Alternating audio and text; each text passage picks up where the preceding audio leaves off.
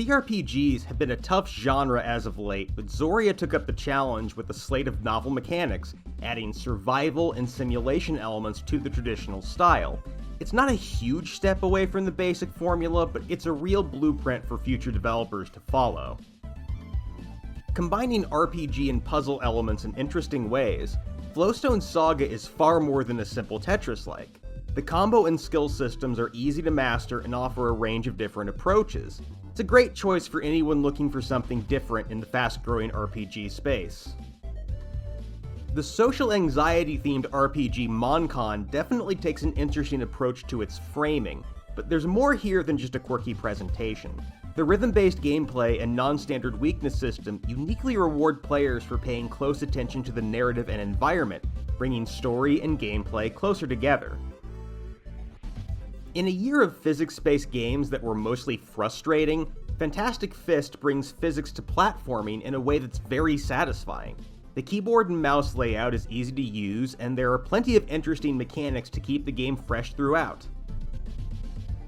Horror usually isn't my thing, but Harvest Hunt's slow, strategic, dread-inducing approach to the style really made it stand out. The game puts the player in a desperate struggle to gather resources while avoiding a ravenous creature, striking a good balance where the player feels outmatched, but never helpless. Coupling stark visuals with innovative gameplay, Shim uses every element at its disposal to tell a story without words. The simple puzzles and unusual movement mechanics make for low-stress gameplay that nicely complements the slice-of-life storytelling that goes on behind the scenes in each area. There aren't many games as purely charming as Odada, a music creation tool that uses unusual visual and kinetic tools to generate its sounds. It's a fantastically relaxing way to fritter away half hour. With a practiced hand, one could even create something to be really proud of. Arzette is the CDI throwback game that nobody knew that they wanted, but this is no mere graphical gimmick. Besides the aesthetics, Arzette also does a great job of capturing the feel of its notorious forebears, while still making the experience not just playable, but fun. Simple enough that it can be played with just a few buttons, but with ever more complex gameplay, Taka Taka takes a fresh approach to rhythm games. It's challenging enough to hook in genre veterans, but also well balanced enough to be fun for anyone. There are plenty of idle games out there, but Rusty's retirement one-ups them with its unique multitask-friendly interface. With a gameplay field that only occupies part of the screen, this is the only game on this list that one could potentially play while also playing another game at the same time. It's rare to see a war game that focuses on the moments in between the battles, but this is what makes the narrative of All Quiet in the Trenches so interesting. Between the gritty aesthetic and the constant demand to make difficult choices, it's a game that really puts the player in the commander's shoes. While it's definitely the biohorror aesthetic that makes Iron Meat stand out, let's not overlook the tight, varied gameplay and level design. There are a lot of Contra-like games out there, but none of them capture the feel of the original games as much as this one, making this a must-have for old-school fans.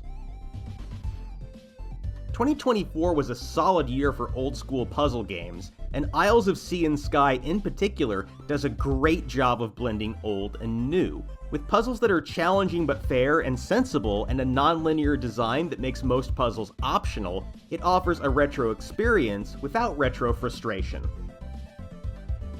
On a similar note, Slider brings the aesthetics of a puzzle adventure game with some bold new ideas. Slider puzzles aren't new to video games, but this is the first time that a slider-type interface is used to control the map, a system that's both intuitive and flexible. Parry-based gameplay is all the rage these days, with Nano Apostle being the first game appearing on this list to do it and do it well.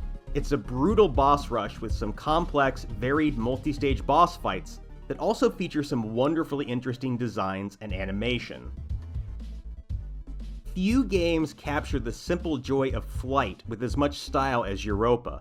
There's plenty to discover in the game's Ghibli-inspired world, and the controls are easy to master. It's bound to be a delight even for those outside of the usual cozy audience.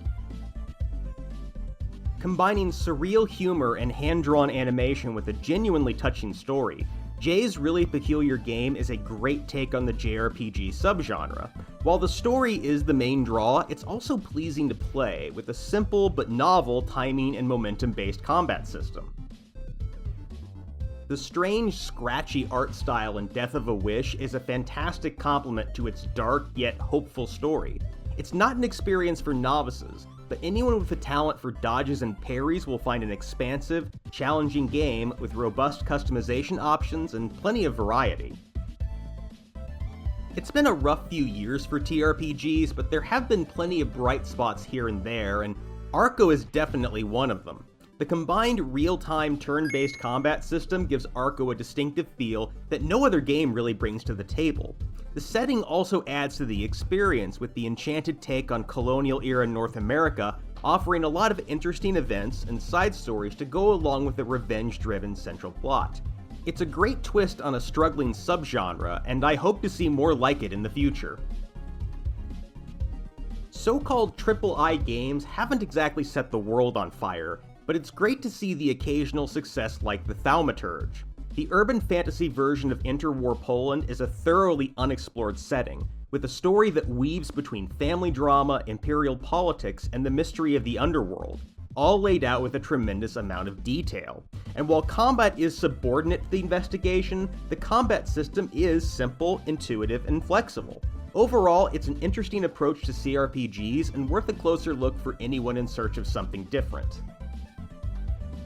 Non-violent strategy games have become an interesting niche, demonstrated here with Roots of Yggdrasil, a hybrid game featuring elements from deck building, city building, roguelike, and puzzle games.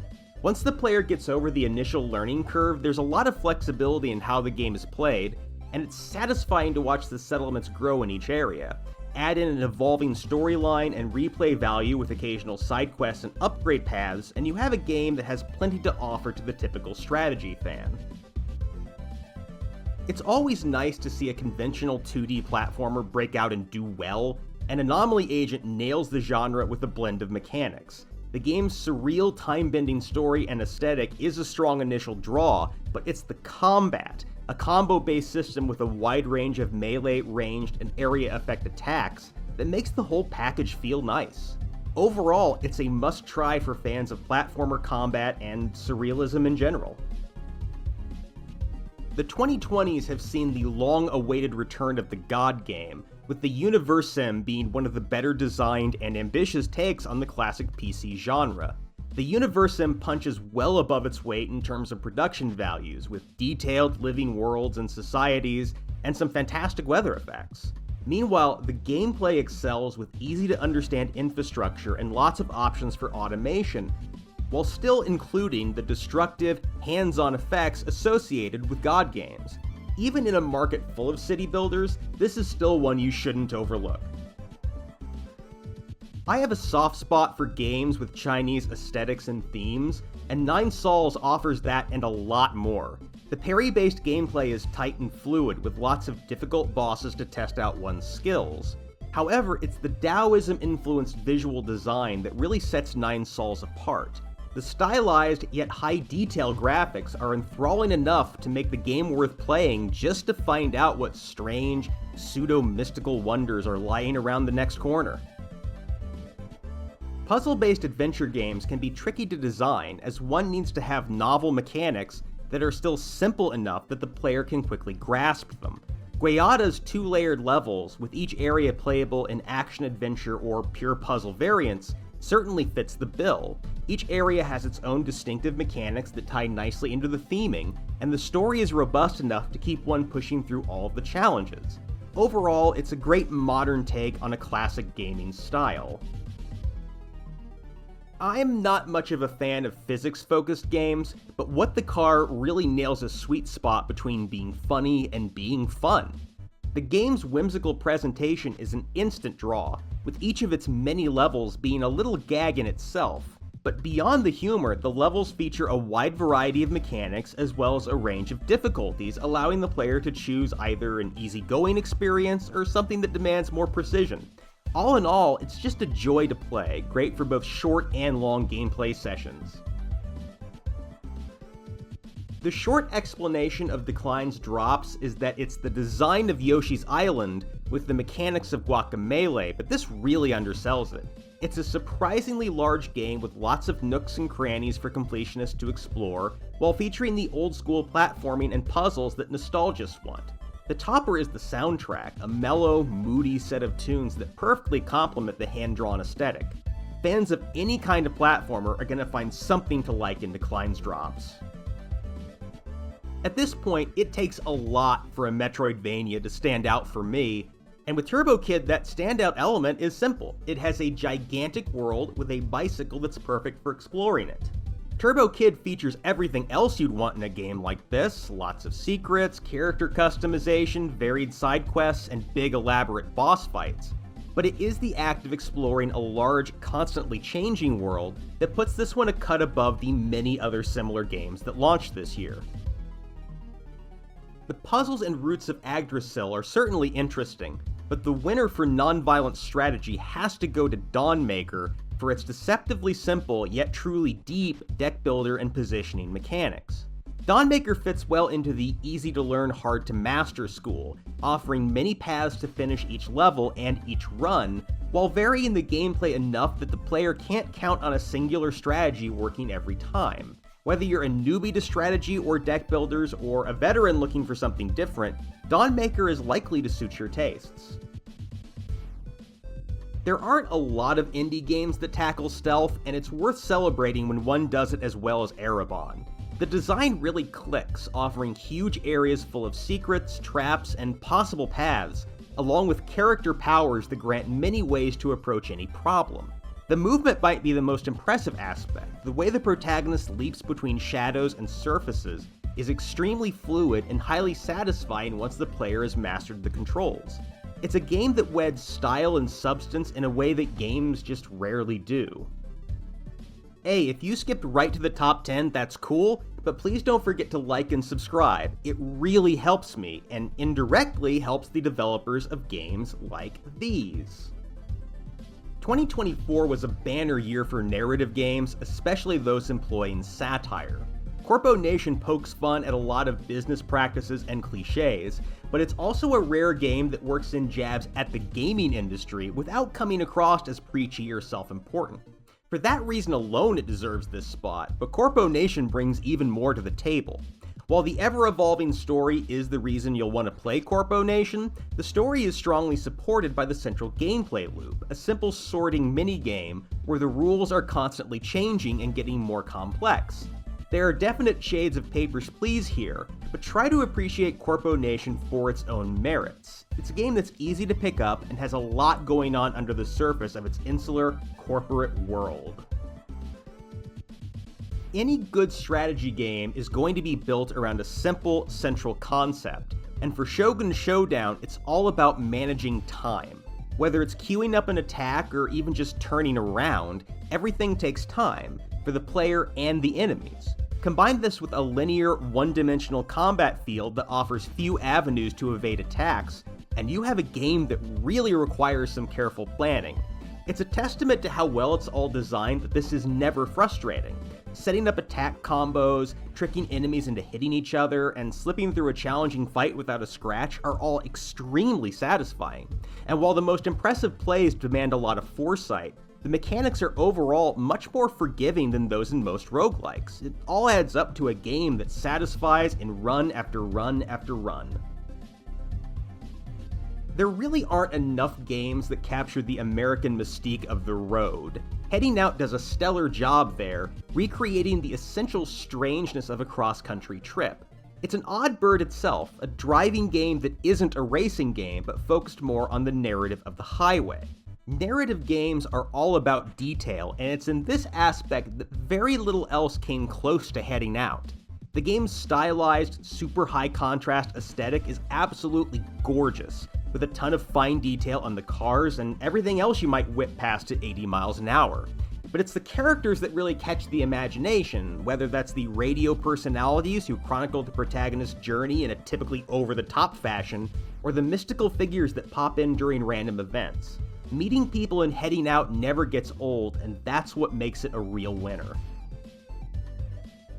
TRPG design is often about finding a balance between mechanical elements that are familiar and easy to understand, and novel mechanics that make them more interesting than the rest.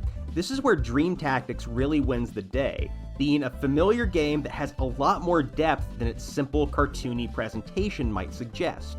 Dream Tactics does a lot of things right, particularly in the design and variety of its combat, and in finding a challenge level that's perfectly suited for TRPG veterans without ever feeling punitive. However, it's the incredibly robust character customization system that earns it a spot this high up on the list. With the ability to move skills between characters and a massive range of equipment that can significantly change how characters play, this is a game that offers an infinite number of approaches and is well designed enough to make them all viable. It's everything a fan of the subgenre might want. By now, you're either in love with boomer shooters or you're totally sick of them, but I hope that those of you in the latter group didn't reject Fallen Aces out of hand. Yes, this game captures the feel of Duke Nukem 3D and its kin better than any game I've ever seen, but that's just there to entice the old school crowd. Move past that and you've got an FPS that has the flexible problem solving of Deus Ex, the visceral up-close combat of Condemned, and secret-packed level design the likes of which we haven't seen in ages.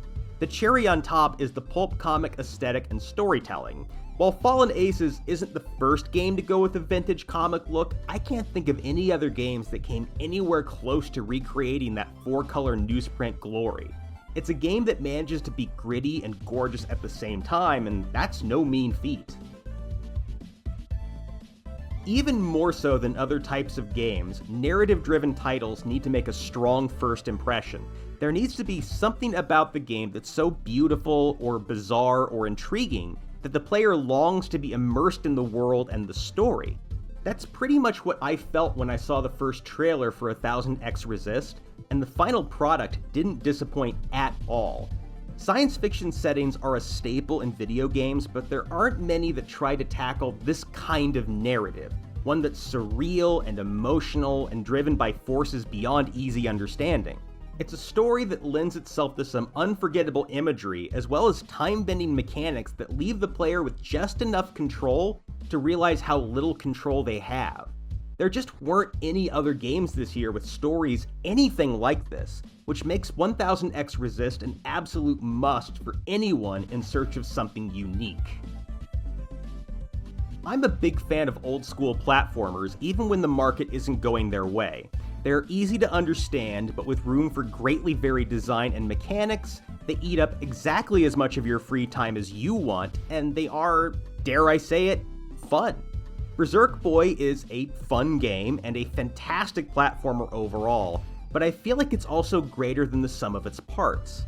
The game does everything well. It's got a gorgeous aesthetic that's a lot more detailed than your typical neo-retro game. It has fast gameplay with tight controls, well-designed levels with loads of secrets and alternate paths, varied skill sets that are all viable in combat, and a challenge level that really hits the bullseye. However, what makes Berserk Boy a winner is how all of these elements work together, the blending of modern and classic elements to create something that's just terribly satisfying to play. Last year, I had a game called Gravity Circuit in my top 10 for many of the same reasons. They are similar games with similar mechanics, but Berserk Boy is an evolutionary step beyond, and if you had any affection for Gravity Circuit, this one is for you too. It's a must-try for platformer fans, retro game enthusiasts, or just anyone who likes something compact and fun that can break through the slog of modern games. There's a certain magic to taking something that was good to begin with and improving it across the board without giving anything up. The 2009 game Void Bastards was a funny, refreshing take on both roguelike games and first-person shooters that fell a little bit short and that it was fairly repetitive with runs that stretched on for too long. Wild Bastards, the follow-up, captures everything that was charming about Void Bastards and makes it tighter, more varied, more ambitious, and more enjoyable overall. The giant cast is a big part of the charm here. On a mechanical level, it's already a daunting task to have 13 playable characters with unique weapons, active skills, and upgrades, and have those characters be remotely balanced. Giving them distinctive personalities and designs is really taking it to another level, putting Wild Bastards a step beyond not just its precursor, but many other roguelike games. This nicely complements the gunplay, which is a fantastic mix of conventional FPS mechanics and the more tactical gameplay of Void Bastards. Showdowns are quick, intense, and even suspenseful fights against varied enemies that offer a few avenues for combat. A player with good mechanical aptitude might go for quick shootouts up close, while someone with a more tactical mindset can isolate enemies and dispatch them stealthily or take up a position of superiority and pick them off one by one. Ultimately, Wild Bastards is a tense, colorful game that's split up into nice little missions that let players go for exactly as long as they want and play however they want. I managed to miss most of the era of PlayStation RPGs, those massively ambitious, wildly innovative games that featured anything and everything the developers thought might impress the player. The indie JRPG renaissance has produced some stellar games, but nothing with that same scope, at least until now. Eiyuden Chronicle is a look back at a time when role-playing games were made without limits. Talking about Eiyuden Chronicle means first and foremost discussing how colossal it is.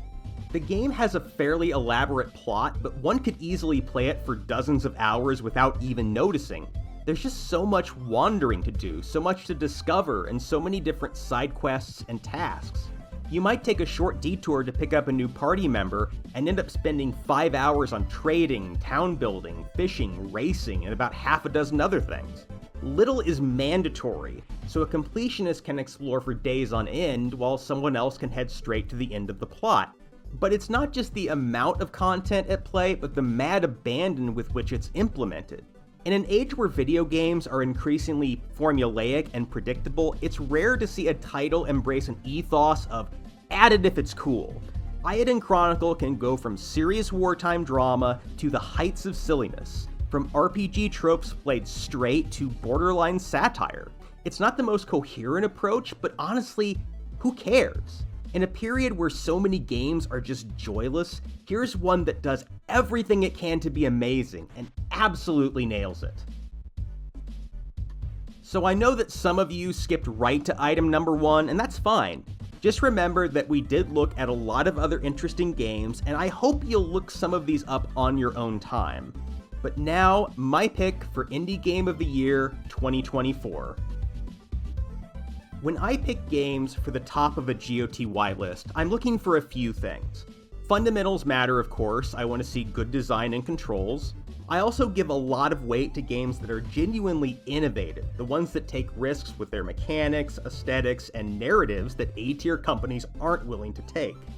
But there's always going to be an X factor, that little unique aspect that makes a game stand out over similar titles. This year it was the storybook aesthetic of The Plucky Squire, a game that outcharms everything else that came out. Sure, it's a fantastic game overall. It has plenty of variety in the gameplay without compromising its core mechanics. It features innovative puzzles that always make logical sense. The graphics, music, and sound effects are all excellent. It's one big love letter to video games past and present, one that's accessible enough that anyone can get into it. But those aren't the reasons I picked The Plucky Squire for the number 1 slot. This game jumped out at me when I first saw it because it stands in such sharp contrast to where the industry is now. At a time when video games can be bleak, unpleasant experiences that exist only to make money, here we have a celebration. The visual design, the story, the way different techniques are used, it all results in a game that cuts through the grim reality of modern games. Put simply, The Plucky Squire is the indie game of the year because it is everything that A-tier games aren't. Colorful, joyful, innovative, classic, and yes, fun.